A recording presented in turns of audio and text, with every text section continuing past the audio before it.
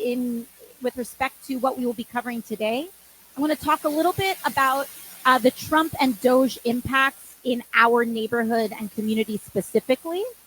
Yeah, not great. It's terrible, but that's the preview. But I want us to also know with some detail what are some of the things that we're going to be seeing and experiencing so that we know where to direct our energy and our attention.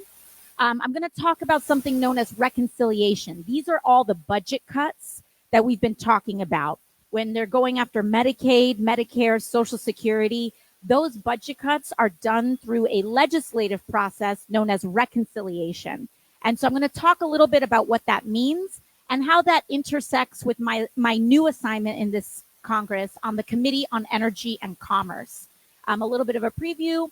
All of the Medicaid work and all of the Medicaid fight is going to go through the Energy and Commerce Committee, which is the committee that I was just assigned to this Congress. And we're going to fight for that, and I feel like we're going to win. I feel like we're going to win on that. But it will not be without a lot of work, so we'll talk about that.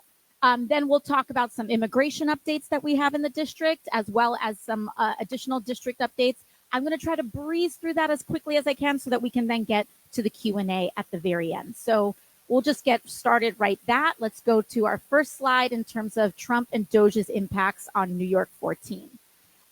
So right now, let me see. Can we get the slide to move? Do I need to do that? Is there a clicker here? Okay, here we go.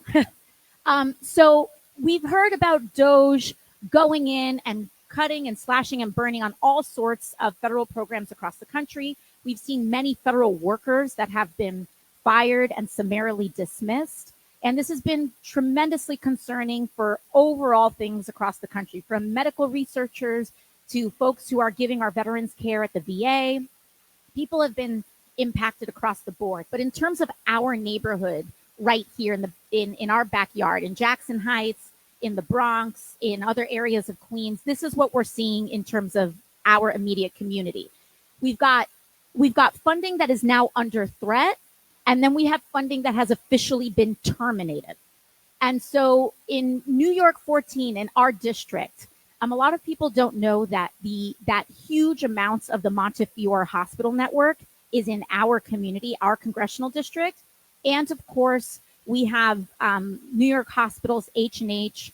Elmhurst Hospital is just outside the district, but of course, so many of us rely on Elmhurst Hospital and Jacobi Hospital as well. And so we actually have a lot of healthcare workers, healthcare providers, and hospital networks in our congressional district. And that includes healthcare research. So right now we have about $255 million of healthcare research in our community that is under threat. It has not been canceled yet. And I've been working very hard to defend